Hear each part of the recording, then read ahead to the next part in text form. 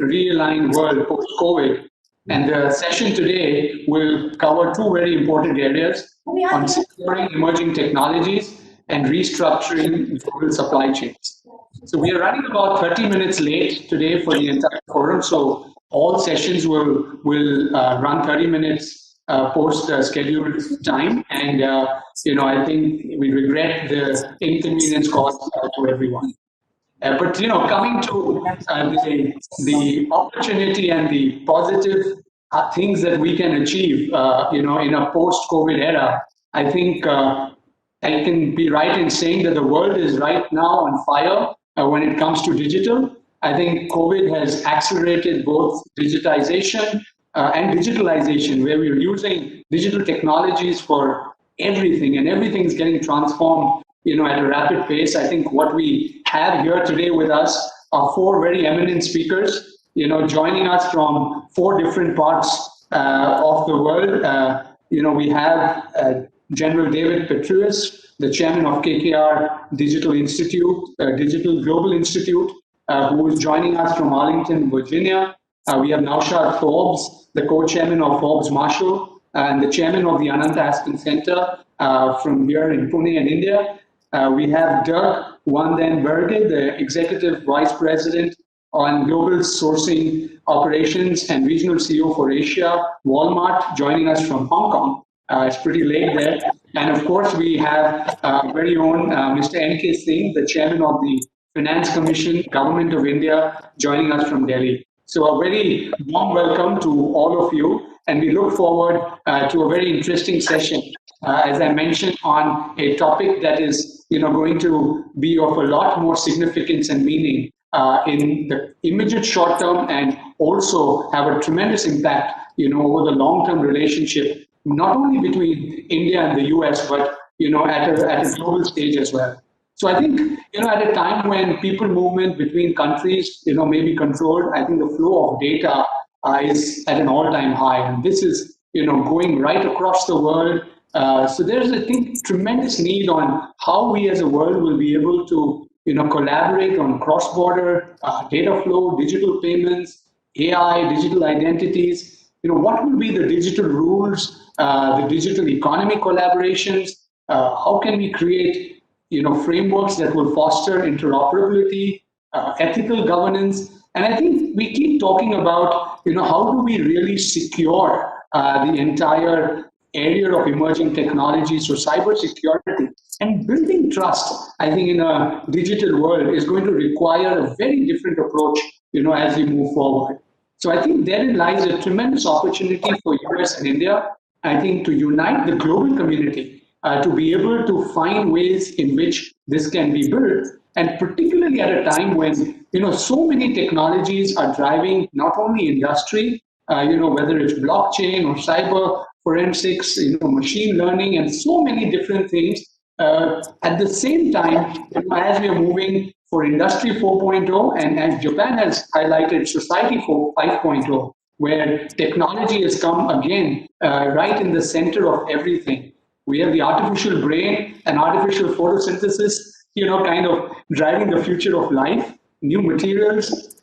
I think immersive VR, AR, the form of reality is also changing. So I think there are so many things that are moving at the same time when it comes to emerging technologies. But we must also recognize that this is also a time when global supply chains are being disrupted. And I think the supply chains, which have normally been built for the long term, are going to witness a sea change, in the years to come. Maybe, things can shape up differently. And we are also going to, discuss things in both of these areas. So we'll have about 30-35 minutes where we'll have a conversation with our panelists, and then we'll follow it up with a 20-minute Q&A, and we'll have some of our participants and attendees come and ask some questions. So, let's just dive in, and I'm going to begin, with David, with you. How are you seeing, global supply chains at the KKR Global Institute? You were mentioning that, there's a lot of work that you've been doing. What are your first thoughts on this subject? How is it changing? Well, thanks a lot, Rajan. It's great to be with all of you, and great to be doing this again. even if it is virtually instead of in person. I think what we have to keep in mind is the biggest of the big ideas about the post-pandemic period. And that is that even once we have a vaccine and therapeutic treatment and everyone around the world has taken it and the pandemic, if you will, is in our rear view mirror, it's behind us, life can resume some of its normal activities. We should recognize that the new normal is not going to be the old normal, that many industries and sectors will be affected for a very long time.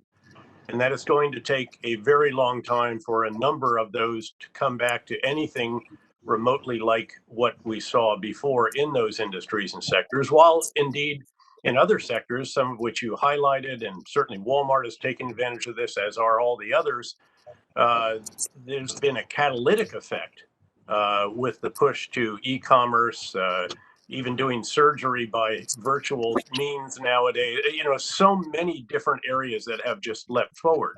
The fact is that all of us, of course, in the US, we shut down in mid-March.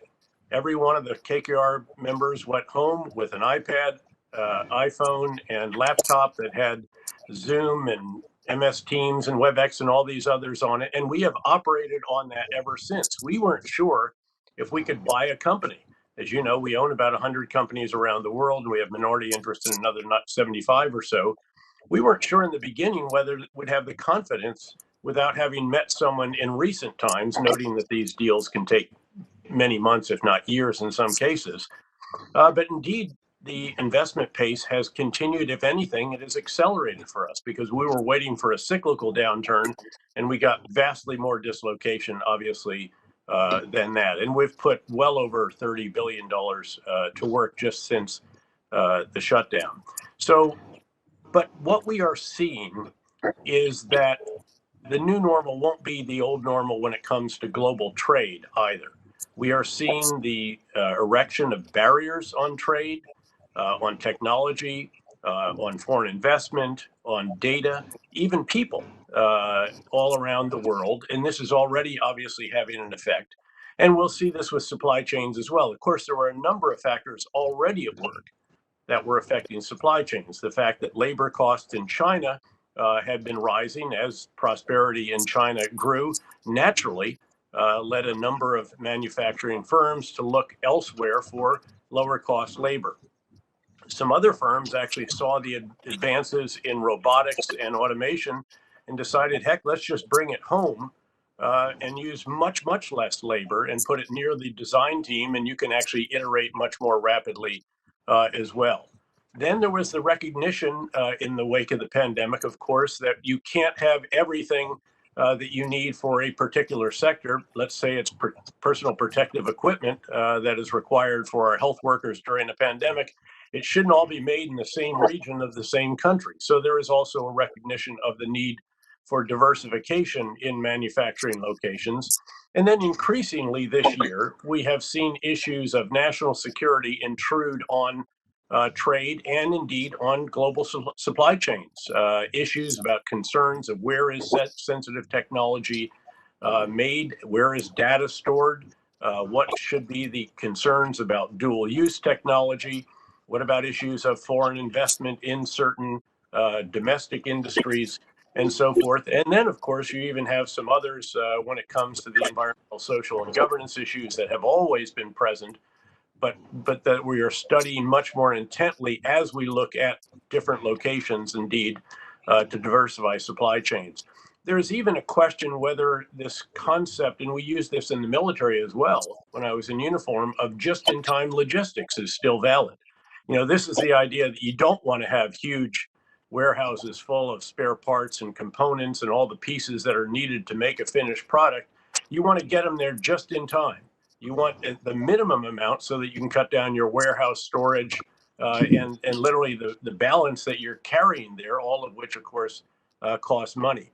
And again, we think that even here you'll see change because firms are not going to cut it as close as they did. Some firms very nearly ran out of the components needed to construct certain of the devices, particularly in the IT world. And we suspect that there will be implications, again, for warehousing, and all the rest of that as well. So there's a huge number of changes Yeah. in trade across the board. And then you multiply that because of the technology advances that have been forced because of this. And we might want to talk about cybersecurity at some stage as well, because I'd be happy to discuss that. Sure. Given the cybersecurity firm that we own and on whose board I sit, and obviously my experience in the past at the CIA and in the military when it came to cyber issues. Sure. But vast times of change, Rajan. I think that you can't overstate how dynamic this particular situation is. Yeah. No, no, absolutely. And I think, you've set context and highlighted, the change that is happening. And I think one change that seems to be, happening is that given that both India and the US, share the priority of a China plus one supply chain strategy, how do we really, work to get there? Naushad, maybe that's a great, question for me to pose to you. How can we, work together on that strategy? Thanks, Rajan, and great pleasure to be at this fourth edition of the India-US Forum. I'll start with, let me start with an assertion. The assertion is that the strength of the Indian economy rests in the private sector.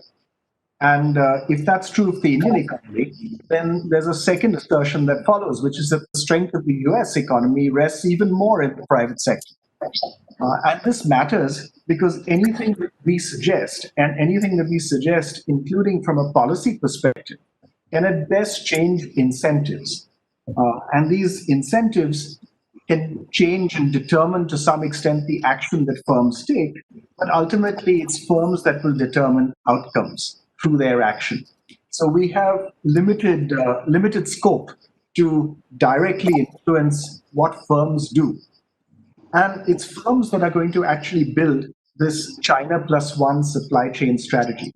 Over these last months, as you must have done as well, Rajan, as we've talked to our friends in Indian industry, I think without exception, covering every sector, whether it's food products or whether it's pharmaceuticals or whether it's engineering products or whether it's household detergents, they've reported inquiries that are coming to them from various firms around the world saying, look, we currently source most of this from China.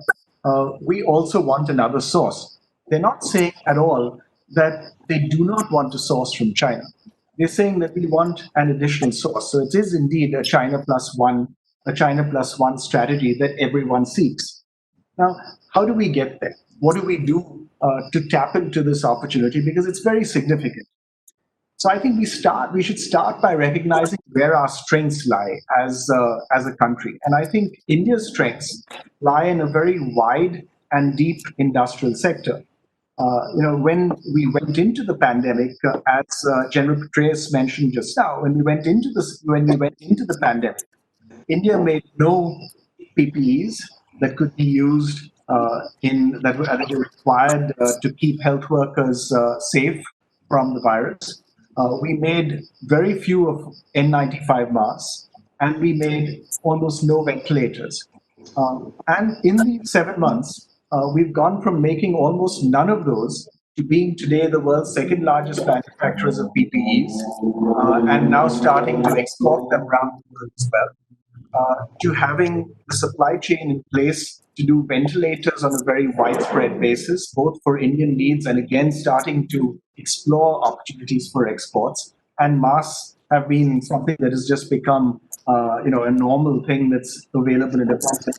So it's possible to put these supply chains together in a very short period of time because the need was so dramatic and so immediate. So I think there are opportunities in many such sectors, but they tend, I think, in India to be in more engineering-intensive sectors or sectors where there is a degree of engineering involvement, either in the product area or a service area. Let me give you one more example. When we've taken delegations to countries overseas, to Indonesia, Vietnam, Myanmar, places like that, the message that's come back is, look, we would love Indian firms to play a significant role in infrastructure projects in this country, to work on metro systems, to work on large construction projects, to work on new township developments. And we've always struggled to compete for such projects with China.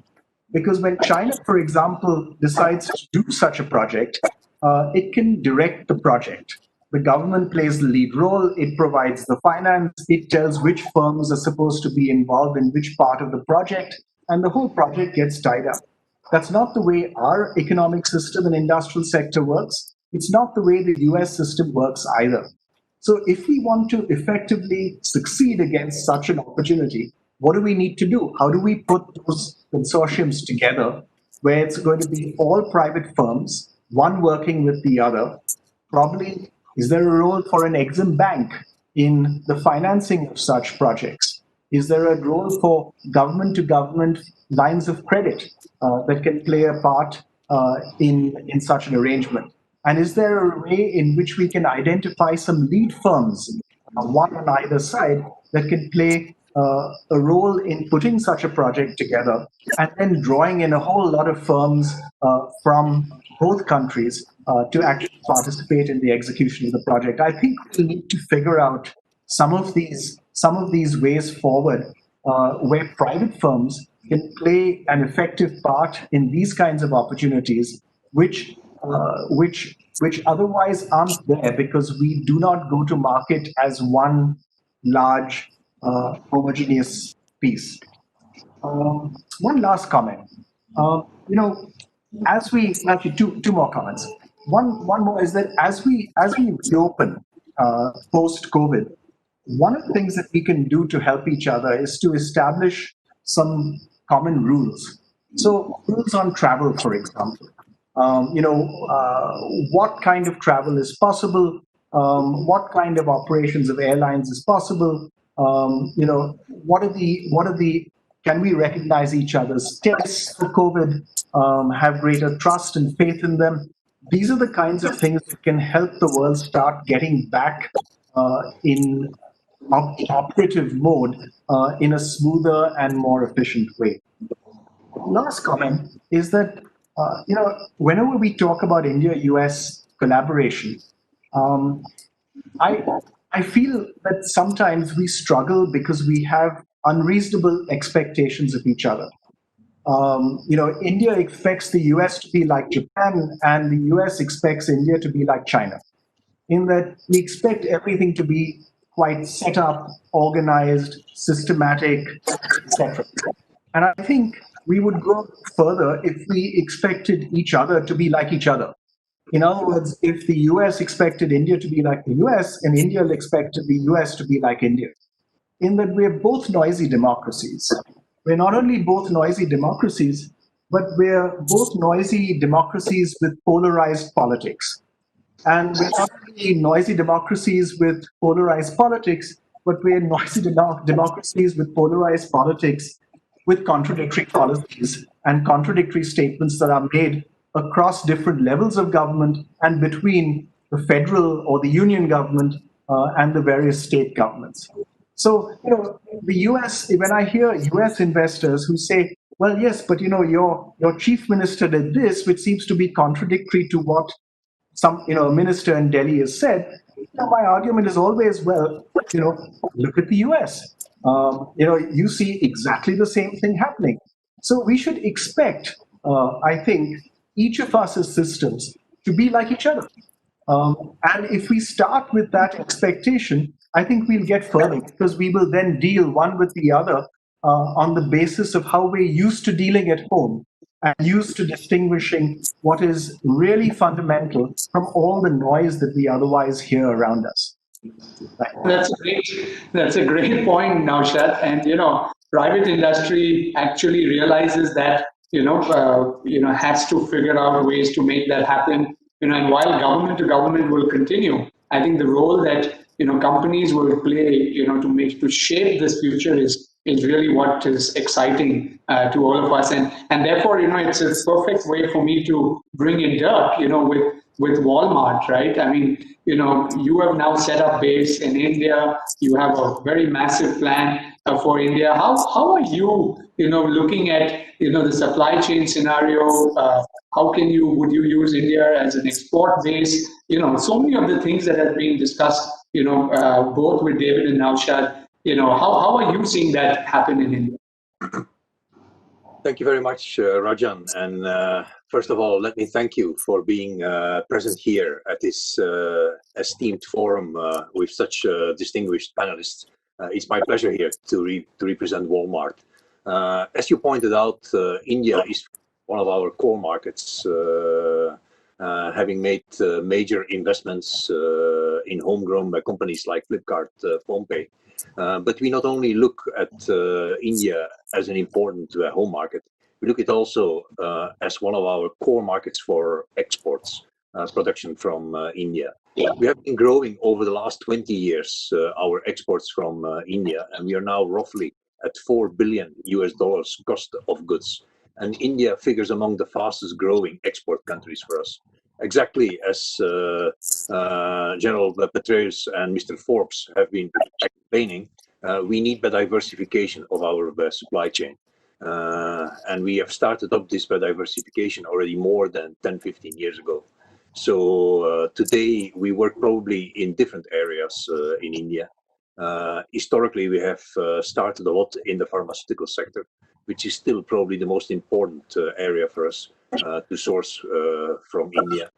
Secondly, we have historically a very strong business importing from India home and bath linen, which again stands for close to $1 billion. But maybe more interesting is our fast growth today in food, which is obviously benefiting the farmers, the agriculture sector. And I'm sometimes surprised when I look at the figures. It's far beyond the obvious elements like aquaculture and rice. We are now sourcing pickles, tilapia fish, and so on. It's a long list. And maybe the most exciting part is that we started to bring the homegrown Flipkart technology and PhonePe technology in not only in the Walmart world, but for example, in machine learning and AI, we feel that our Indian colleagues are among the most, and their solutions to help platforms and marketplaces to clean up potential fakes is all machine learning and artificial driven. It is being applied now around the Walmart world, and it's also being exported to other platforms like in the Middle East. So we have exciting plans in India. We keep on growing fast, and it's one of our core markets, driven by our presence in India through Flipkart, Best Price, and PhonePe. Oh, thanks for sharing that. And I think you're a great example of how this relationship can achieve the goals from both countries. Create an entire pool of opportunities within India that will enable companies from both our countries to become globally competitive. And technology, as you said, plays a key role. And that's going to take me to Mr. N.K. Singh. When we look at India, right, and we really look at artificial intelligence, and Dirk just talked about it. NK, how would you see India position itself in the world of AI? And really, what are those segments in the use of AI that will probably have the maximum multiplier effect when it comes to the rest of the world? Well, thank you very much, Rajan, and I've heard with great interest the other co-panelists in today's session, which we have. I agree with the broad observations which all of them have made.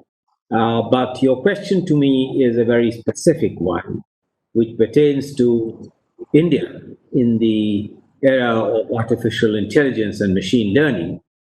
I think that, and what are the kind of new areas and new opportunities, which in some ways, I'm sure David would be happy, and of course the colleague speaking on Walmart will find that two opportunities.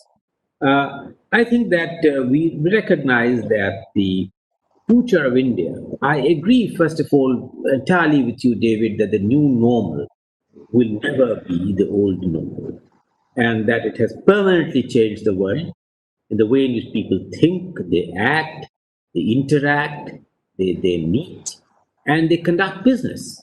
and that this is not something which we are going back to. And technology has one of the most important roles to play. I think that we are quite conscious, Rajan, that of the fact that the future of India lies in harnessing what the nascent technologies, particularly the combination of artificial intelligence and machine learning, can do.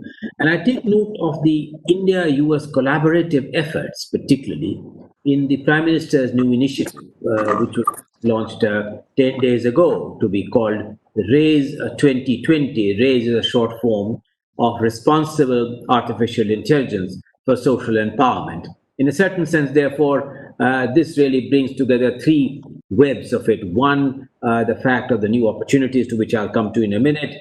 The second, the point raised about privacy, cybersecurity, and so on, and responsible use of artificial intelligence, which is equally important. Now, as we look at that in combination with India's role as the national strategy for artificial intelligence, and it builds on the basic principle that artificial intelligence will inevitably for India have become a general purpose technology. It has become a general purpose technology to cover, in my view, five important areas. One important area is exactly the area which was mentioned, namely on agriculture. I think in agriculture, we see the use of artificial intelligence in a manner which is going to change agricultural practices, arrest the severe depletion of groundwater tables, will harness crops which are better suitable, will secure weather and crop information to the farmers in real time. And I think that India's agricultural productivity, I think, is poised quadruple in manner which is inconceivable. This will improve, of course, farm incomes, which has its own consequences, spillover effects in being able to give the demand side a huge push on technology.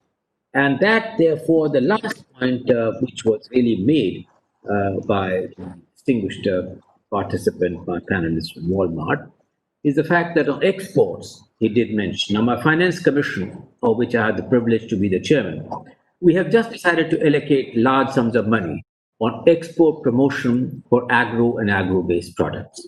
This will be evident in the multiple ways in which we had set up an expert committee on agro exports with rather daunting targets. And I will be incentivizing those states and those which are really designed to improve the export capability very significantly. So I think agriculture, exports of agro and agro-based products is inevitably going to be one area of use of artificial intelligence.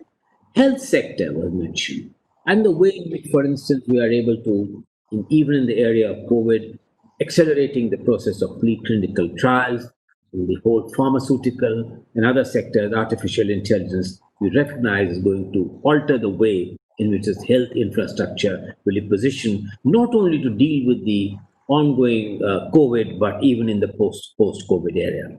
The third important area, which I believe is going to be impacted, is education and skilling and jobs.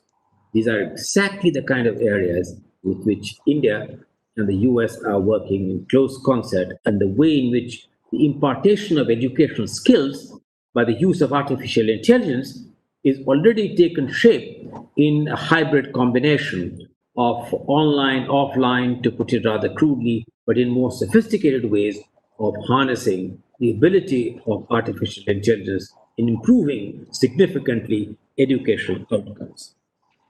Finally, I think that as a general purpose technology, this is going to dramatically alter the way in which governance structure in this country not only announces policies, but the governance structure is able to deliver public goods. This has an overarching influence in the quality of the governance fabric, even within accountability process, to which Naushad mentioned about one chief minister having a different view than the other chief minister. This artificial intelligence is going to really make some significant changes in the rubric of governance in the entire structure of center-state relations, I do want to point out that we are at the cusp of change. We are at the cusp of change because I think not only on account of what technology has been able to alter, or have been able to offer, but we are at the cusp of change in being able to use this opportunity, which I think that the leadership has realized must not only be to mitigate the adverse impact of the COVID, but to look to this undertaking reforms, structural changes, which for long we had put on the back burner. Most important which, of course, are some of the initiatives, controversial as it might have been, the audacious step to free up farmers, to enable farmers greater options and choices, to permit long-term contracts, to permit leasing of land laws, and to be able to harness all that goes with it. Along with it, of course, changes in labor laws, which David knows for long has really harmed India in not being able to utilize the huge supply side elasticity which labor has in relation to China because of the debilitating impact of labor laws. Some audacious steps in that direction too. And of course, in altering the ways in which the central banker will be poised to act in better concert, not only with state governments, which are equally distressed, but to act in greater concert with the other overarching fiscal policies currently being undertaken by the government. So I think I'll rather stop here to say that I have touched on some of this, but I will end by only one sentence wanting to address something that David made as a last point. We would be wanting to have a legal rubric and a legal framework which has built-in transparency with some kind of an international benchmarking, standards of privacy, data protection, and cybersecurity. And I think that as we harness the power of artificial intelligence and machine learning, we must equally be able to have a kind of a framework on our rules and regulations, which are based on best international practice. I'll stop here.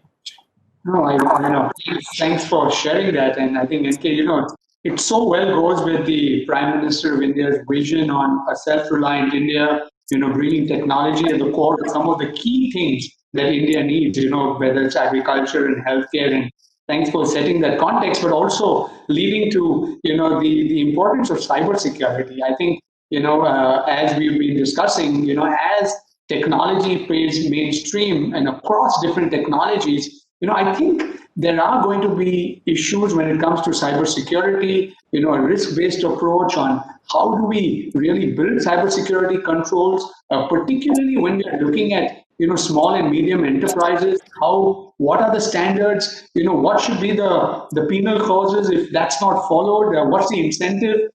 David, you mentioned something on those lines. Maybe you can come in and then, I'll just go around all of the panelists to if you could identify one area, and a specific initiative that US and India can do, it'll be great in any of these areas that will lead to some collaboration. And before David, I ask you to comment on this. I'm also going to request our tech team, to beam in onto our panel two of the participants from the forum, because we've been receiving some questions, and we'd like to have Dorothy Atwood of Disney and Professor Soumitra Datta of Cornell University, who will join us on this panel and probably pose questions after we've gone around this one round on this common thing. So, David, over to you.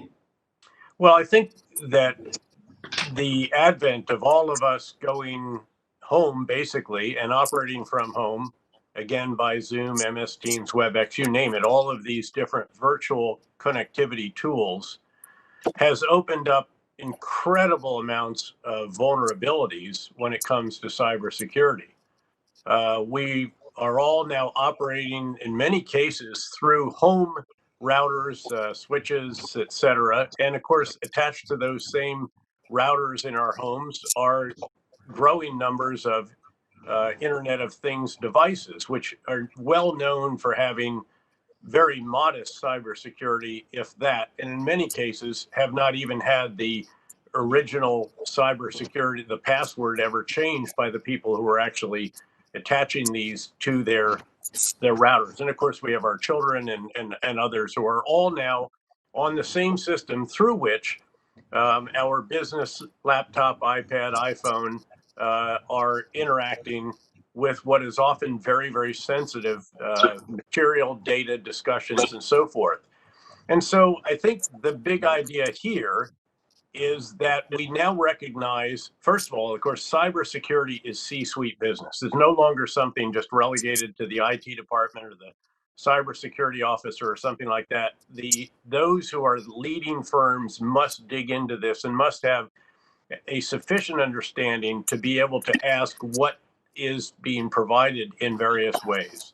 But the big idea here is that there is no single product or single application that can provide cybersecurity. What you have to have is described as a designed, comprehensive, integrated, and managed cybersecurity solution. Now that's easy for JP Morgan. Jamie Dimon told me one time that he was spending 500 million on cybersecurity and he'd spend whatever it took because they couldn't afford another breach. So the major big financial firms, they have basically their own cybersecurity firms inside their institutions. But when you get smaller, as you noted, for the small and medium enterprises, what do you do? And here we think the solution is you've got to get, again, a firm, the one on whose board I sit opted, this is our big idea, that you start with a reference architecture, and then for each different industry or sector, and you then apply it differentiated ways for different firms. You make it bespoke for them, and you make sure that you do have all of these different comprehensive elements of cybersecurity. They have to be integrated, therefore integratable, and you have to manage it. So let me just give you a layman's example, which doesn't get into any of the technical stuff. But just any reference architecture has to include identity verification and management. We've got to prove who we are to enter that network. Ideally, you'd have a VPN. You've got to have anomaly detection. You have to push to the cloud. By the way, we all accelerated plans to push everything into the cloud when we shut down, but we didn't necessarily, in all cases, have all the pieces in place to ensure the cybersecurity that accompanied that particular move. You've got to have a firewall. You've got to have endpoint, artificial intelligence enabled cybersecurity. You have to train the workforce because most penetrations still come from successful phishing attacks. You have to work on your actual system as administrators. You got to lock up your servers and switches and cables and all the rest of this. Again, you have to have a 24/7 management system, and I can keep going on, but this gives you some sense of what it is that's required without even getting into the really technical components of this, which do get, again, quite involved over time. But this has become vastly more important because we're not working from hardwired systems in our offices, all of which are contained, and the entire office has a security structure to it and so forth. We're just operating from mobile devices and from home, again, through home routers and connectivity. And this has opened up enormous amounts of vulnerabilities that we have to be aware of. And these are going to stay with us because, again, the new normal is not going to be to go back to the old normal. I don't think that I'm going to travel to kill myself the way I used to travel to 25 different countries a year, some of them more than 6 times alone, and every major city in the US the way we used to. And I suspect it's the same for the other distinguished members of this particular panel. We've learned how not to have to beat ourselves up to fly overnight and do the meeting and do a lunch and then fly back in time to get to do something after dinner that night back in New York. So this is, again, a revolutionary change in how we work. But of course, all of this is also ushering in, as several of the others mentioned, how we live, how we play, how we're educated, how we get medical care. Again, there are profound changes taking place, in many cases, all accelerated through the catalytic effect of the pandemic on our lives. Yeah, I think, it's often said, it's not a new normal, it's a never before normal. I think which we're going to go back to, because I don't think the world, has seen anything like this. And, what you rightly said, contactless experiences are going to be the norm. So many changes. I mean, we cannot even fathom, so many things that will happen. But Naushad, if there is that one thing that you'd like to, leave our group with on what India and US can really achieve together, in light of the current times, what do you think that would be? So, I'd like to pick up on something that NK referred to, which was collaboration in higher education. When I went to the US to study, this was in the late 70s, many of my faculty in the School of Engineering at Stanford had just returned to Stanford from South Korea because there was a US project, a US government financed project to help establish the leading engineering and scientific institution, KAIS, in South Korea. And all the heads of departments and the head of the institute itself all came from Stanford.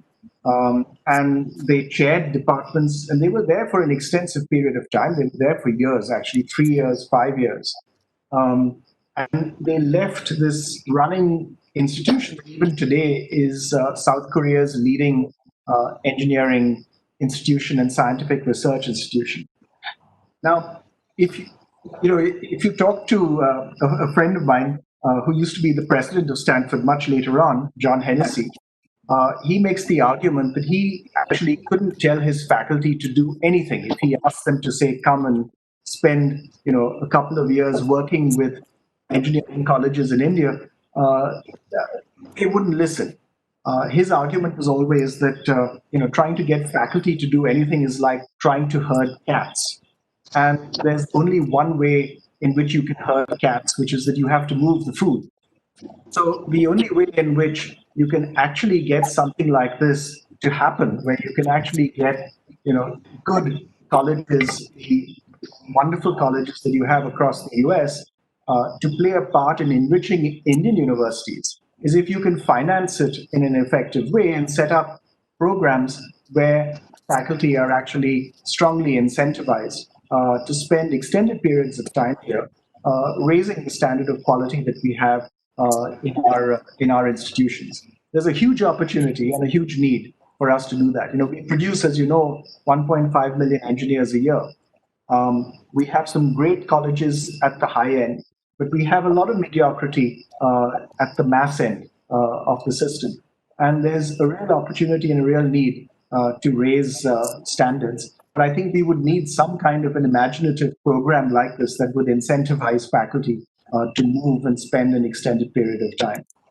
I take you up on your discussion, point, Rajan, and ask Dirk a question. He made the comment that Walmart sources $4 billion from India, and I think that's terrific. But my understanding is that Walmart sources, I think I'm right in saying, over $100 billion worth of goods from China.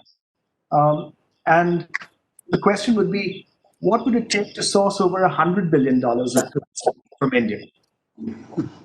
No, great question. Thanks, Naushad. Okay, let me start to recognize that, first of all, in any market where Walmart is present, the vast majority of our sourcing is local. So the vast majority of our products in US, they come from the US. In India, probably 99% of what we sell in India in any of our formats is local source. So I think probably the 100 billion is a figure that I'm not aware of. At least it's not under the supply chain that I'm at. But where I do share Naushad's and the other speakers' enthusiasm is about the potential for India.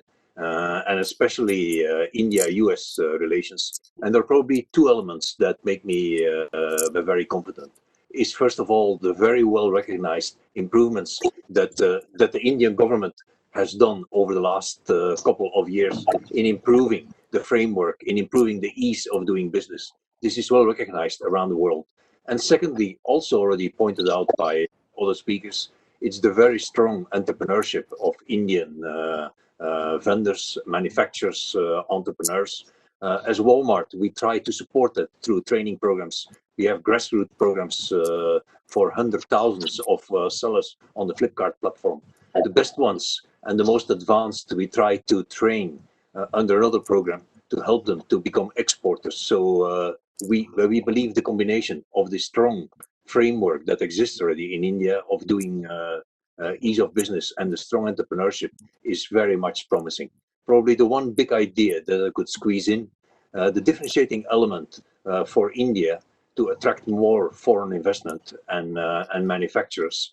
And we know from our existing suppliers that many of them are considering India.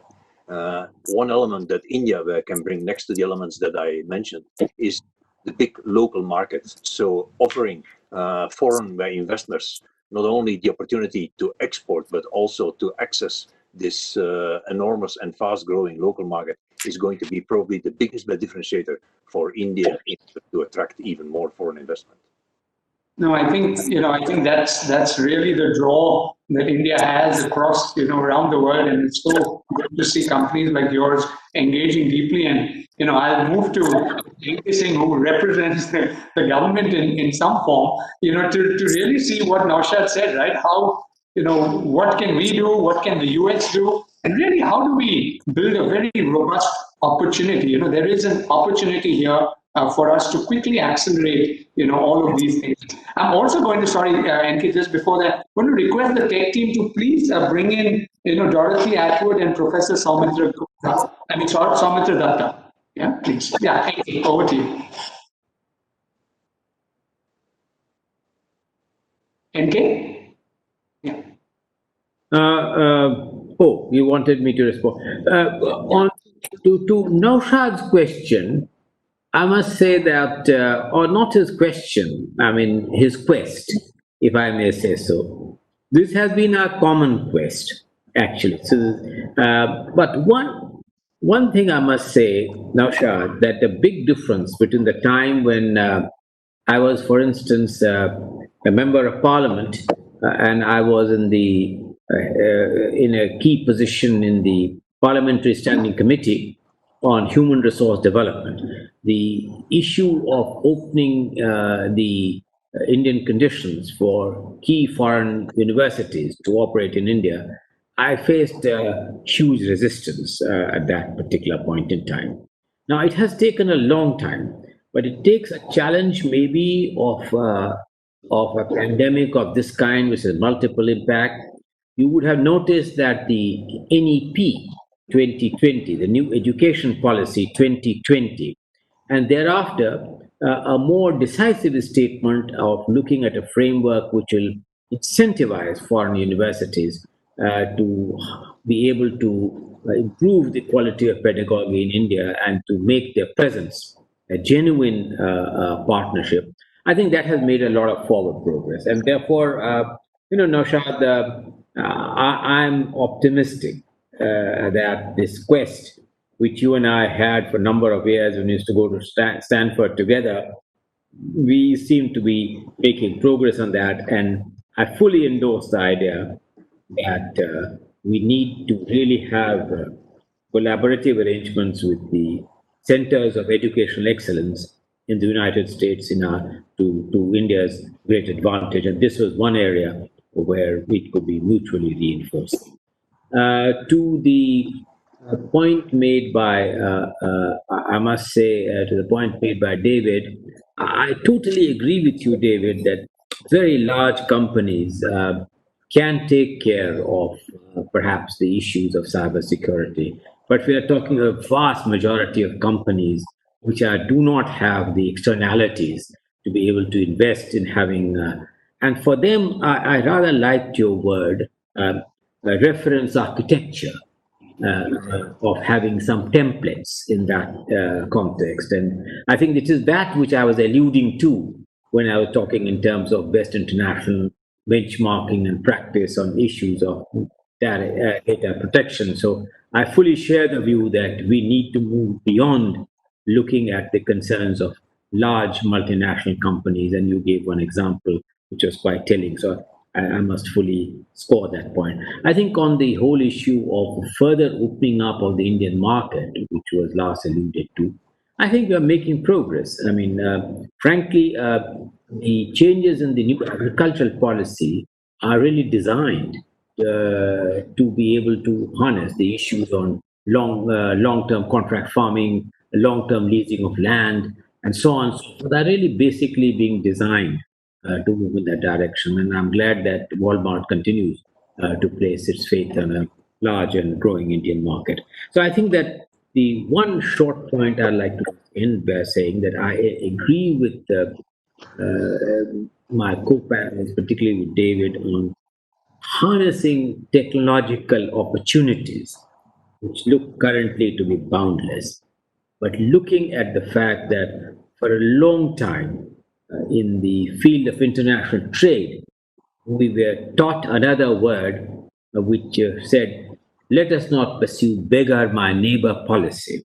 And that beggar my neighbor policy, in the context of the bursting technological possibilities, I would replace that word by saying, being on the whole issue of restructuring issues of data protection in a manner which will now allow the technological opportunities to be fully harnessed.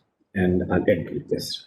Yeah, thanks. I think you address all of the subjects so beautifully. And while we are waiting for the tech team to bring in, the two people who have asked questions, there is another question I've received, from the editorial director of the Business Standard, Ashok Bhattacharya. And the question is really that, China is losing its edge as a global supply chain center, and India is, emerging as a possible alternative. So it's not really China plus one. If it was an alternative, then is there any scope for an institutional arrangement between the US and India to really exploit this opportunity for mutual benefit for companies in both of our countries? So I don't know, maybe David, you want to take that? Naushad, and anyone? Well, there's numerous initiatives underway, and the one that I think is most important, since I am obviously in the private sector now and have been for over 7 years, has to do with the investment by U.S. firms. And I believe we're the largest investor of our type in India as well. And we have watched, we sat down with Prime Minister Modi, Henry Kravis and I, now 6 years ago or so, whenever it was that he did his initial trip to New York during the UN General Assembly. And we called it speed dating. Every firm had 15 minutes with him, and we had our ideas. And he charged us with giving him a list of reforms that needed to be made to ensure that India truly was open for business. And these had to do with ease of doing business. Some of them were the very obvious ones: GST, bankruptcy reform, some financial reform, labor reform, agriculture, others. But we actually put together quite a list. And the list hasn't been ticked off quite as fast as I'm sure the government or any others would have hoped. It takes time. Some of these require compromise and political arrangements. But by and large, that list has been whittled down very considerably. And that has enabled very, very substantial investments to be made. And increasingly, we are seeing India as a source of a lot of different elements for us. Of course, the cybersecurity firm that I mentioned, obviously, it's got a data center or two in India, needless to say. We are very heavily invested in the telecom sector. That's all publicly known. It's been out there in Reliance and Geo and all the rest of this.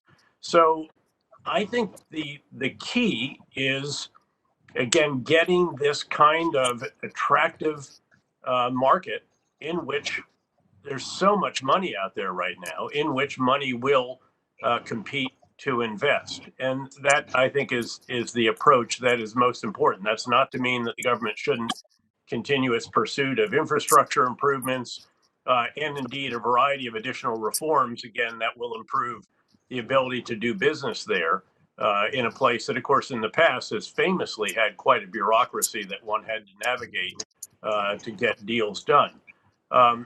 But no, we see it as enormous opportunities there. Now, keep in mind, there is competition, though.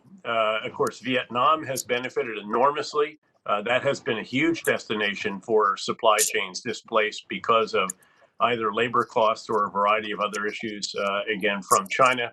Diversifications also, but of course that has a limited manpower pool compared certainly to the 1.3 billion that India has, and that should have so much potential given the demographics and the direction that they are going in India. So again, we just see enormous opportunities. We've been looking for them to exploit them. We're in regular discussions with the government about if you really want us to come into this sector or that sector, here's what needs to take place. And that's the kind of dialogue and activity and coordination and so forth that we think is really important. Now, needless to say, this is all built in a context where the India-U.S. relationship has gotten closer and closer and closer, and where the concerns of the Quad, whose foreign ministers, of course, just met last week in Japan, have become more pronounced. So there's lots of different factors here that are all conspiring, in our view, to make India a very attractive destination. And if you can get the middle class growing the way that we've seen it grow in China, then all bets are off, and the sky is absolutely the limit. And that is the question: how can that be unleashed, and what additional reforms and actions are required so that you can attract the kind of money that will compete to come in there and facilitate that kind of growth? Yeah, NK, let me, I think, what can we, is there opportunity for an institutional agreement to get more of KKR, more of Walmart to India and really strengthen this bridge between our two countries? I would rather say that David just mentioned something which I think is very interesting. David mentioned the recent initiative of the Quad. And now I'm sure that Bhattacharya, who is so knowledgeable, a very good friend of mine, he has been in the forefront of championing for many important economic reforms and has been among foremost enlightened, more than a journalist, he's a thinker. So he knows very well that a lot of the companies which are invested in China, if since his question was more in that direction, have as much American investment as they have Japanese investment. And I think that the arrangement that David mentioned of a Quad, taking an institutional initiative of this kind to be harnessed in this way, would, in my view, have multiplier effects. Of course, Indo-US relations must continue in the same momentum which they are continuing. Similarly, even with the new Japanese government in place, Suga-san, I think that this will continue with the Australian thing. So I really think that institutional arrangement of that kind has a huge traction without in any way undercutting the multiple bilateral initiatives which are currently underway. Right. I think, this whole entire thing of supply chain coming in, and seeing how we can strengthen this relationship, between our two countries. We are about to hit the hour for this lovely conversation. How technologies, are going to, really make the need for cybersecurity and ethics to come into a new real world. I think, we are talking like this mixed reality as we talk of, holograms interacting with real people in a different world altogether. Sci-fi becoming real. I think all of these are things that's going to happen, in the next few years, if not, longer. But, I think this is going to throw up so many opportunities for our two countries. And it's been such a pleasure having all four of you, Mr. David Petraeus, Dr. Naushad Forbes, Mr. Dirk Van der Berghe, and of course, Mr. NK Singh. Thank you so much for sharing all your thoughts, your comments, and enlightening our audience. Thank you, and we'll move now on to the next session. Thank you. Thank you. Thank you. Thank you. Thank you.